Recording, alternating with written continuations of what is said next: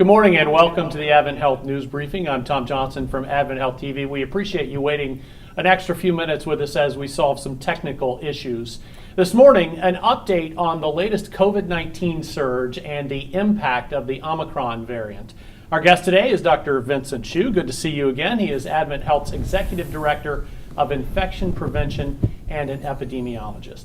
As always, we'd love to answer your questions. You can ask them in the comments section here on Facebook or text us at 407-490-3075. Again, 407-490-3075. And now is the time to start sending in your questions. A reminder for the media, if you have questions on topics other than what we were talking about this morning, we're happy to help you with that, but please send those to the AdventHealth External Communications team.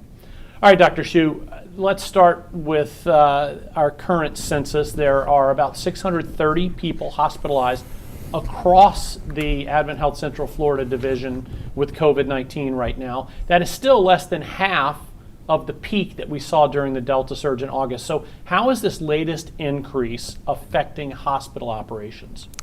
Thank you, Tom. We're managing at this point pretty well.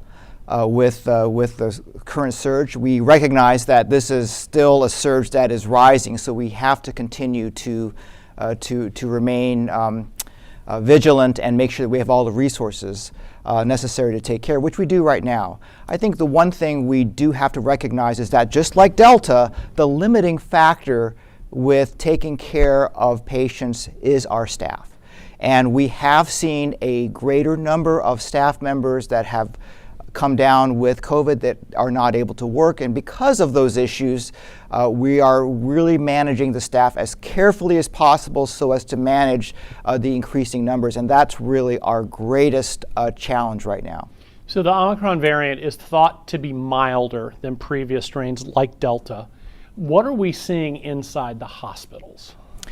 So what we're seeing in the hospitals are, again, many people are in there with primary COVID. They have shortness of breath, they have cough, they've got low oxygen saturations. That's still what we're seeing. Now, we are not seeing as many proportionally in the ICU, and that's good news. But I want to stress very closely that Omicron, while it may be a little milder variant, is still a very serious virus to be reckoned with. It is not the common cold. You don't see people hospitalized on ventilators in the ICU for common colds, but with Omicron, even though it may not be as virulent or as severe as the Delta variant, can still cause significant disease, hospitalizations. No one wants to be hospitalized. So as a result, we want to make sure that we treat this virus very seriously. Are you seeing a difference between vaccinated and unvaccinated patients in terms of whether they develop severe COVID-19 or remain mild? We are. We're still seeing that. Difference, even though we recognize that vaccinations are somewhat less protective against the Omicron variant, and that's why the boosters are so important to get that level of antibody up. We are seeing that the serious illnesses are largely still among those that are unvaccinated. So getting vaccinated and getting that booster, if you haven't gotten that booster, critically important to reduce the risk of severe hospitalizations and having to be on a ventilator. Are we seeing any kind of increase in the number of children hospitalized with COVID-19? And what do you advise as schools resume classes this week? We are seeing a greater number of children being hospitalized. It is approaching where we were with Delta, and yet, as you know, with the adults, we're not as high as toward the Delta peak as we were. But with children, it's probably because of just the sheer number of infections that have occurred. So the patients that we have in the hospital, in the children's hospital, are in for COVID-related illnesses. They may have chronic pre-existing illnesses, lung disease, for example. COVID adds that extra punch that lands them in the hospital. So again, we want kids to be very careful. My recommendation as an epidemiologist, as an infectious disease expert, is that we should keep masks on our children at all times while in school. I recognize that is not this landscape that we're in right now, but we want to encourage every child to wear their masks. Well, and of course, If you're tuning in, this is your first time watching us, you may be thinking to yourself, well, you guys don't have your masks on. We've got them close by. Dr. Hsu has his with him. As soon as we're off of here, we will have them back on, and we are appropriately socially distanced. So we're always thinking about this. Don't forget the phone number to text your questions for Dr. Hsu, 407-490-3075. 407-490-3075. And Dr. Hsu, we do have our first question for you. Comes from Nikki with the Daytona Beach News Journal, who asks, how many children are hospitalized with COVID-19 at your hospitals? How sick are those children? And are you seeing more children than the previous surges? Yeah, I don't have the exact hospitalization numbers this morning. I can say that relative to the Delta surge, we are seeing a number of hospitalizations that's approaching the Delta surge. So a little bit earlier in the pandemic, a greater number of hospitalizations just partly because there were just such a large number of the population, including children, that are affected. But what we're hearing is that we don't see a significant number of ICU cases or ventilated children. And again, even though they're milder, I want to stress that just being in the hospital is not a good thing. We want to treat this virus with respect and do everything we can to make sure that we don't get that. So getting vaccinated, especially now that it's authorized for children, we want to encourage them to get that. I have another question from the media. This comes from Fox 35. Are there COVID patients in the hospital who were admitted initially for other reasons and then tested positive once in the hospital? Yeah, so we do have patients that are what we call incidental COVID. They may be in for some other reason and then they test positive in hospitals, and that is really something that we would expect just given the numbers that are out there. But we also have to remember that it is possible that even though COVID wasn't initially suspected, there could be that extra punch in which the hospitalizations were caused or in which COVID contributed to that. So a good example would be someone that comes in with a heart attack or stroke. We do know that COVID is a very inflammatory virus that can precipitate those type of issues. So if someone comes in with a heart attack and then they test later for COVID, it could have been COVID that precipitated that heart attack. So there could be a relationship. So drawing all the conclusions, whether it was related to COVID or not COVID, isn't always that clear. I have another question for you. This one comes from Facebook. Other than masking and vaccinations, are there additional early treatment recommendations? Yeah, so from a treatment standpoint, one of the things that we have recognized with the Omicron variant is that it is less effective to use the usual monoclonal antibodies. So there's 3 monoclonal antibodies that are usually given. The only one that really appears to be effective against is called sotrovimab, but the Regeneron, the REGEN-COV, and the bamlanivimab etesevimab is not thought to be effective against the Omicron variant. Unfortunately, sotrovimab is in very short supply throughout the entire nation. So we want to, so in this case, it is really important to emphasize avoidance, vaccinations, social distancing, masking, especially if someone is at risk. Another question for you. This one coming in on our text line. My husband and I are boosted and our 7-year-old is fully vaccinated. How safe is it to send her back to school and for us to do normal family activities? Should we be staying home? These are questions that all families have to deal with, is what can we do safely? I commend you because you've done everything you can from a vaccination standpoint, and yet you want to be able to live your normal lives. We recognize the importance of school for your child, and so you can't eliminate risk completely. We have to recognize that unless you are at home all the time, you're going to have a risk, but you're keeping it as low as possible. I would say continue doing what you can, wear your masks, keep social distancing as possible, and actually the type of mask you wear is also very important. We recognize that the KN95s that are now widely available, or using double mask, a cloth plus a surgical mask, can add added protection than just a regular a single mask alone. So, take those precautions if you go out in public. And of course, we would recommend that you avoid large, tight-knit crowds, indoor spaces. That just only increases your risk. Caroline Catherman from the Orlando Sentinel asks, what % of hospitalized patients are unvaccinated? Right now, the number of hospitalized patients with COVID that are unvaccinated is a little bit higher than we have seen in the past. It's about 33-34%.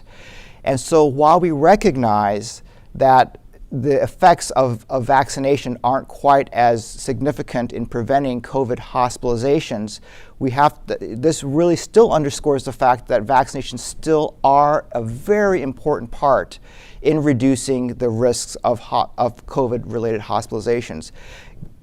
Get fully vaccinated, and if it's been 5 months now, the FDA authorization now allows you to get vaccinated as soon as 5 months after you're fully vaccinated to get that booster dose.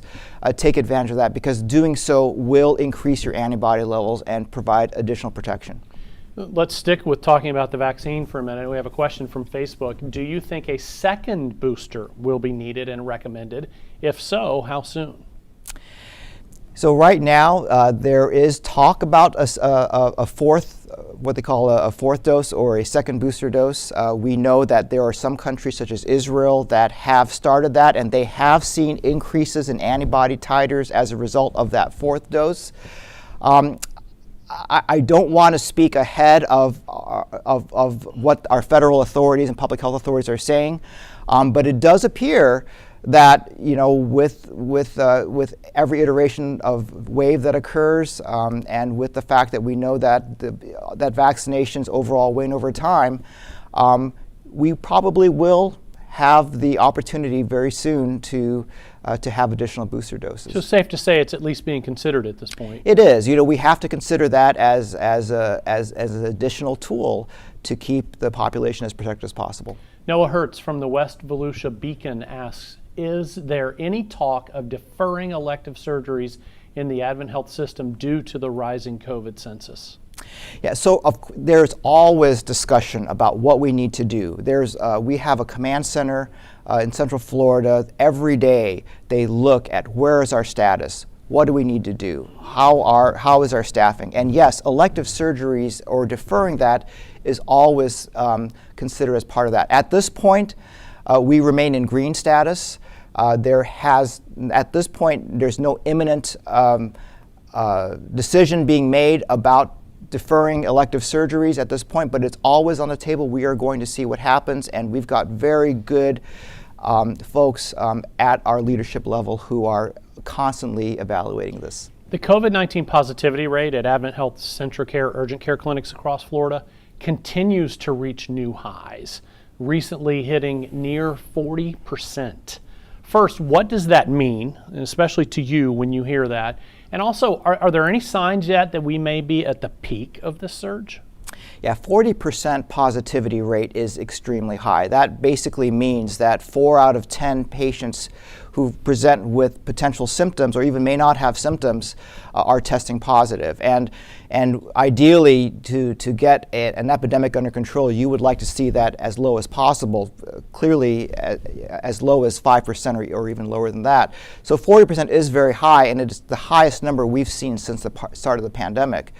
Right now, with the Centricare numbers, with what we're seeing in the community, we have not hit our peak. We are still on the rise right now, but we are seeing it quite steep. And usually when you have a steep curve like this, it does mean that at some point when you hit that peak, the numbers will go down.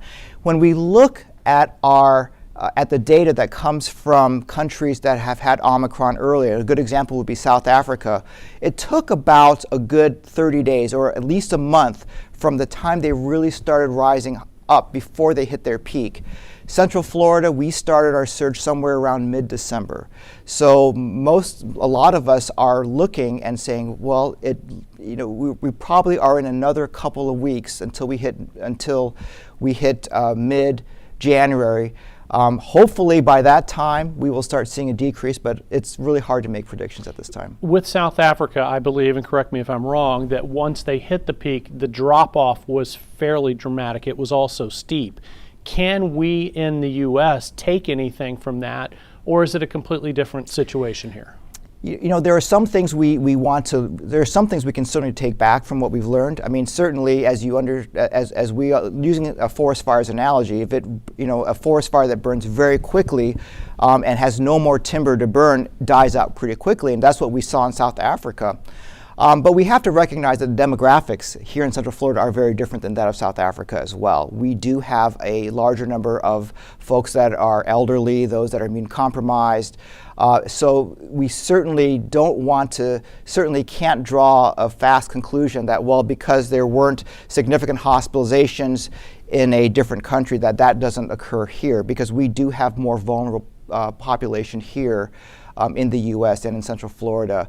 We want to do everything we can to protect our population. I have a question from Facebook for you. Should people who are asymptomatic get COVID testing before socializing with people outside of their bubble?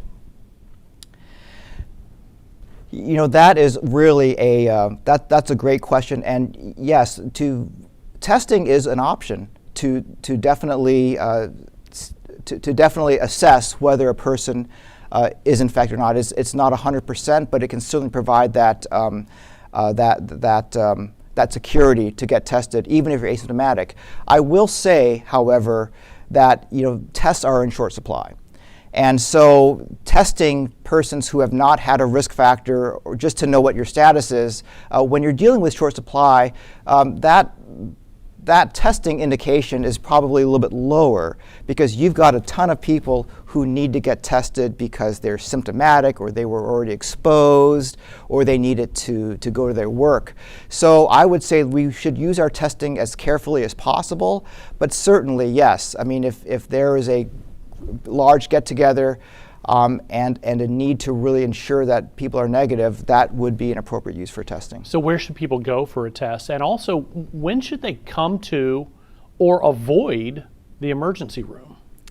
Yeah, testing right now is tough. It's hard to find over-the-counter kits at pharmacies. We've seen long lines at Orange County, for example, hours of wait to get testing.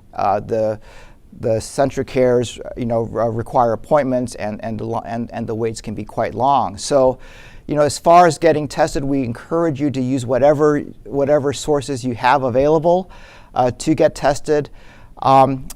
But we certainly want to make it very clear: please do not come to the emergency departments to get tested if you have only mild illnesses, or if it's not thought that there's any treatment that you're going to need. The EDs are swamped. And we want to reserve the EDs for those that really need it. If, of course, you have symptoms that require treatment, oxygen, you may need steroids, monoclonal antibodies, or other therapies, it's appropriate to go to the ED because you need to get treatment. You have some sort of respiratory or acute illness that requires medical attention. But otherwise, we ask that you do not use the EDs for that purpose. Gary White from the Ledger in Lakeland asks, if the current trend of cases continues, is there a risk that hospitals will be overwhelmed?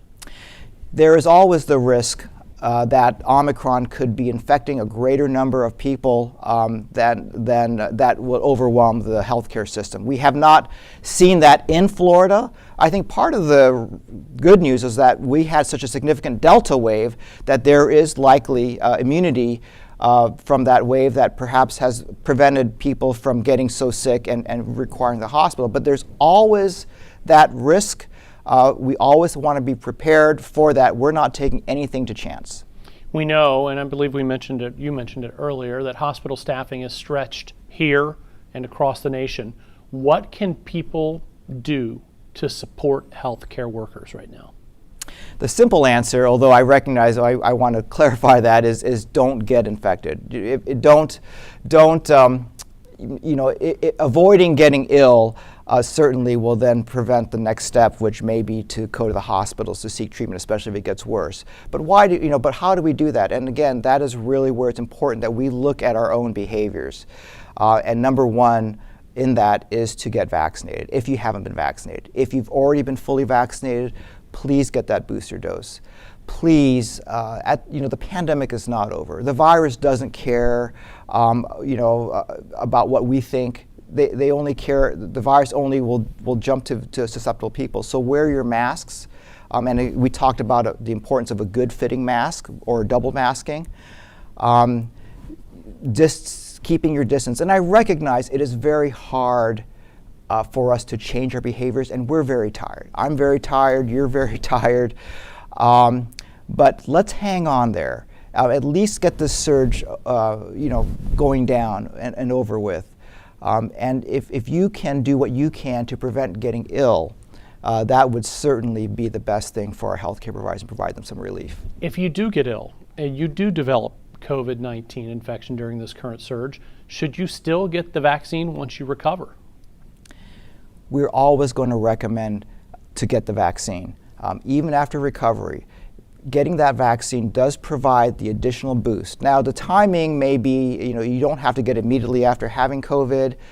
You could wait a little bit, but it is important to get that vaccine because we do know that it will boost your antibodies. And if you had to choose between getting repeated infections, which we know people have gotten infections after infection after infection after a period of time, because even after natural infection, your immunity does wane. It would make much more sense to get the vaccine, avoid that illness, and yet remain protected against COVID. Because so many people are becoming infected right now, will this bring us any closer to herd immunity? Yeah, the word herd immunity is really a tough one to answer because what we've recognized now with Omicron and with COVID is that you have different variations, you have different you have different mutations that occur, in which you're not provided complete protection against a variant that occurs. So this herd immunity is somewhat of a moving target because it may require repeated vaccinations, repeated infections to really get where we are. And then if the virus mutates again, that would put that herd immunity in question. So it's really difficult to say. One thing that we absolutely know now is that there is going to be another variant that's going to surface again. Now, what we would hope is that it will continue to be less virulent, perhaps not as infectious as previous, and hopefully what we have with our existing immunities with vaccinations and those that have gotten ill is that it would provide a measure of protection, I should say. But it may be very similar to what we see with influenza, where you just need to get a regular vaccine on a regular basis to help protect against the continuing wave of infections. And it's unfortunately an endemic. We're moving from pandemic to endemic, but what we want to try to do is continue to manage this where it doesn't affect our daily activities of living. So that goes right into my next question. Is there a way to know if this might be the final surge of this pandemic before COVID-19 does settle into a more seasonal pattern? There's not a way to know. We in epidemiology and infectious disease, understanding viruses, recognize that there is going to be another one. There's going to be another variant that occurs. There will likely be another surge. All we can hope for is that, again, based on, all we can hope for is that with the behaviors that we adopt, that with especially vaccinations, that we hope that any subsequent surge will be mild, not cause severe illness. And with Omicron, we're seeing that can occur. Perhaps future variants will be less virulent, will cause less severe disease. That would be great. It may become more like the common cold, but it remains to be seen. Right now, the best thing we can say is take action. There are things that you can do.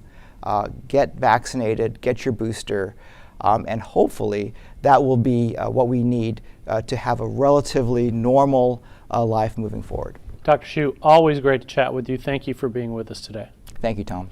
And thanks to all of you for joining us as well. Until next time, stay healthy and feel whole.